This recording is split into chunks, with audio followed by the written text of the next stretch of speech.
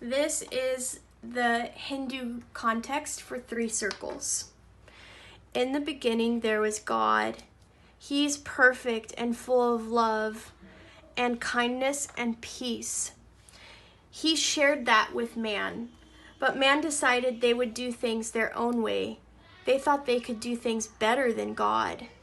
So they ran from God and they turned their hearts away from him.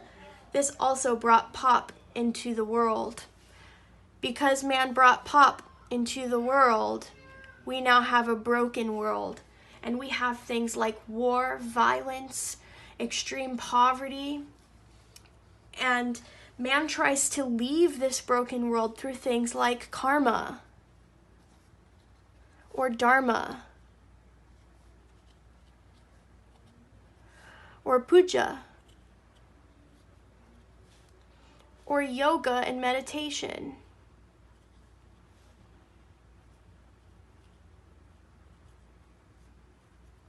But none of these things actually take us out of this broken world.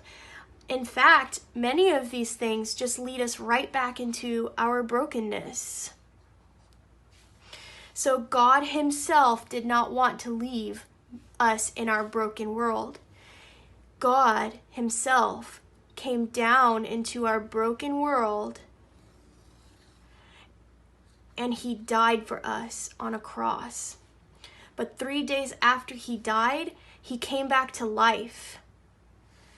And he said that if we turn away from our pop and we say sorry to him and we never do pop again, we never lie, we don't lie, we don't steal, we don't cheat. If we stop doing pop, we tell him we're sorry and we make him our number one God and our only God, that he will bring us back into a relationship with him and make us a brand new person. But he has to be our one and only God. We can follow no other gods because even other gods can't take you out of this broken world. Only this one true God can do that. Everyone is in one of these two places. Which circle do you think you're in? So something important to know, and maybe a few things that I did not mention in the video, is that pop is the Hindu concept of shame, of sin, and man is covered in shame. This is very, very important, especially to Hindus and Buddhists. When man brought pop into the world, they were covered in shame. And when we turn away from our pop and we tell God sorry, he removes that shame from us.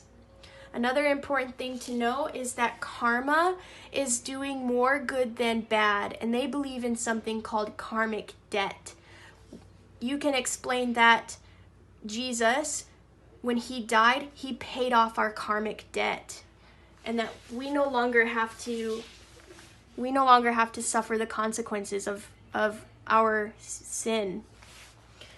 Dharma is the same concept of karma, but it's more of a long-term, like karma is day-to-day good, doing more good than bad, and dharma is more of a long-term, like family, your parents. I'll do good to my parents, I'll do good to my brothers, my sisters, my close friends. Puja is sacrifice, and it's important that they know that Jesus needs to be the one and only God, because if you present this to them, they will accept Jesus, but he's just going to be added to 100 other gods that they follow. So another thing that I mention is that God himself came down in the flesh and he died for us.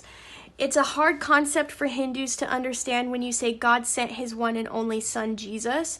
They will just look at Jesus as a reincarnation. They'll look at him as a man who's been reincarnated into God.